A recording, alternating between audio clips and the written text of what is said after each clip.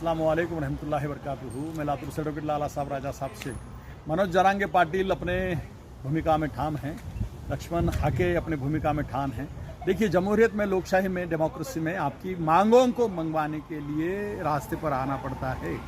ये दो समुदाय को पहले से ही कुछ मिला है, जिन्हें नहीं मिला उनके संदर्भ में बड़ी मुश्किलें हैं। मुसलमानों को कुछ नहीं मिला।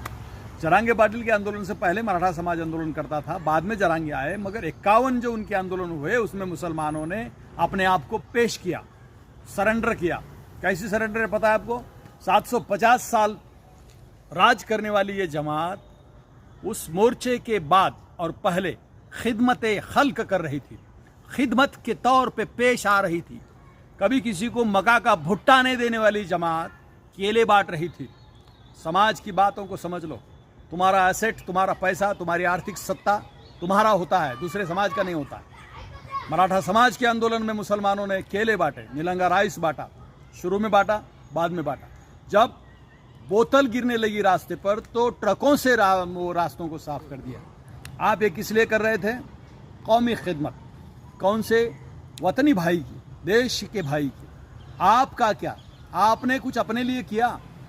यही तो कह रहा हूं कि गुलामी की शुरुआत है आपकी।